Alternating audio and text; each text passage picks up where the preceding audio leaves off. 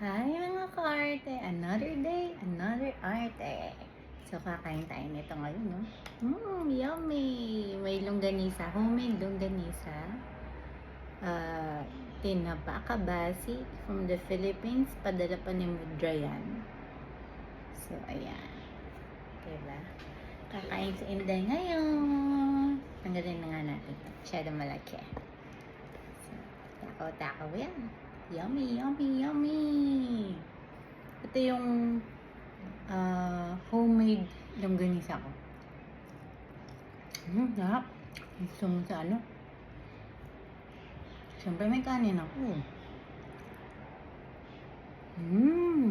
Naman. Ang sarap. Grabe.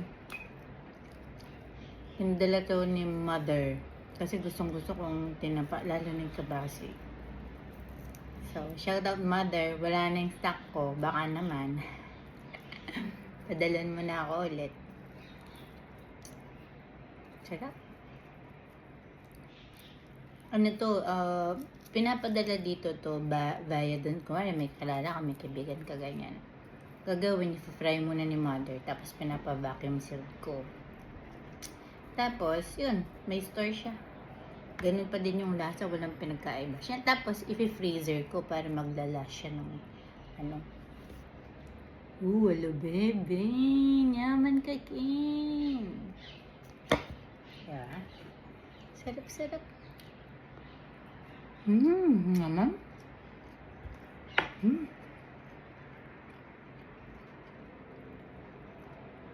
Tapos, ito okra dito maliit. Ang tawag sa okra ng Israel is bamya. Dati hindi ako makain nito. Sili-sili.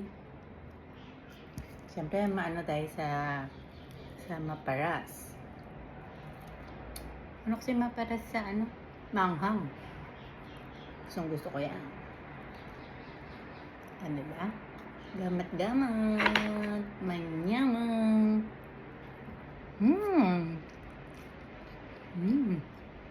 Sarap.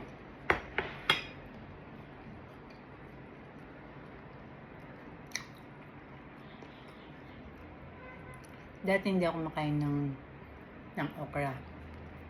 Dito ko na-appreciate yung okra. Di ba kaliit? Kasarap.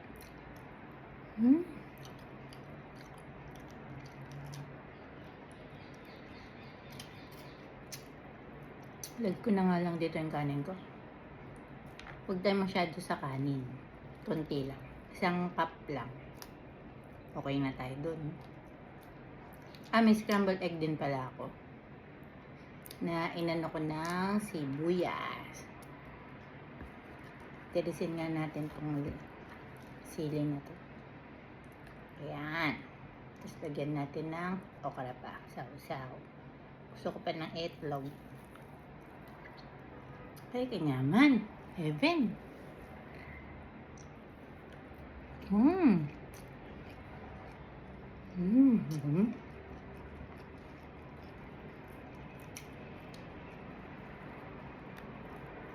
Huwag kayo maglala, nag-exercise ako. Plus, fasting po tayo. Siguro ngayon naka-ano ako, more than 24 hours.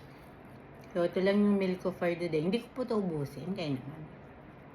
Siyempre, mag-share tayo. Tapos, siyempre may kapitbahay ako dito. My friends sa vicinity. Naman? Tara. Grabe. Nga pala dito sa Israel, kunwari itong hipon, mga seafood, depende sa amo mo kung hindi siya religious. Kung hindi siya religious, katulad ng amo ko, pwede akong mag-buy ng hipon, baboy, ganyan. Pero once na religious yung amo mo, ayun, puro tayo ng talong. In-oven ko lang to. Tapos, yan nga, once na religious amo mo, hindi ka makakakain ng ganito. Unless day off mo, doon ka kakain. Bawal kasi dahil dito ng ganun. Tsaka kunwari, yung meat, bawal siyang i-mix with any dairy products like butter, milk, ganun. pag daily juice. So, yun sa akin, hindi. Okay lang. So, chow na naman tayo.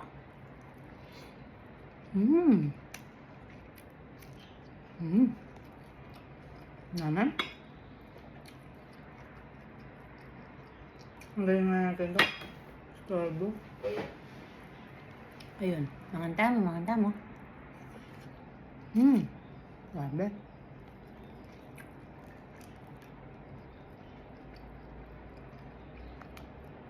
May nagtitinda din naman ng tinapa dito.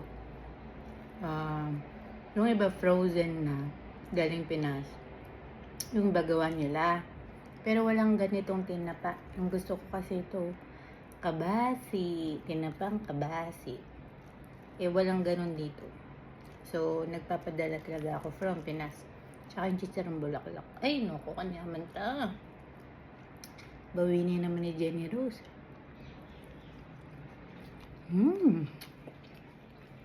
Kain po tayo.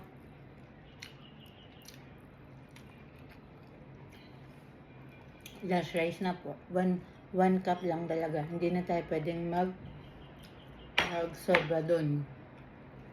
Kasi nga, calorie deficit pa rin tayo. Para sa mixing konti, 'di ba?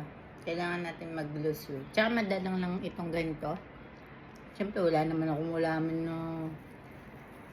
na ako nung kabasi. Ang sarap nitong okra nito. Ang cute. Ang cute ang lit. Hindi naman, ganun din yung lasa niya sa Pilipinas, yung okra. Ito lang maliit. Cute.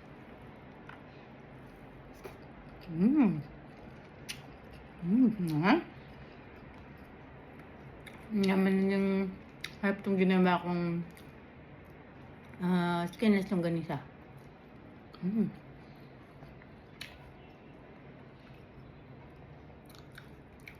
Kain na po kayo dyan.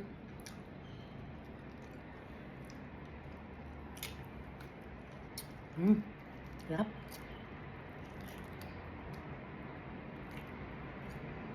Pag mukbang, balit nagsasalita ako. Madaldal kasi ako. Actually, pag yung mga kilala ko lang. Pero siyempre, pag di kita kilala, namdadaldalan kita. O since nasa, tayo, video mukbangers. Diba? Sarap. The best. Kailan kaya ulit niyan? May magpapadala sa akin ito. Masarap sana kung may talbos ng kamutin Sarap din. Yun ang tama na.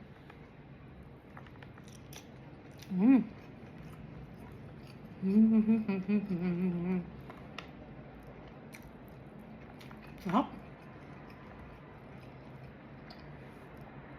Tama na, mga ka-arts, paubos na din. Titigil na si Inday Arte. Bye! No bashing!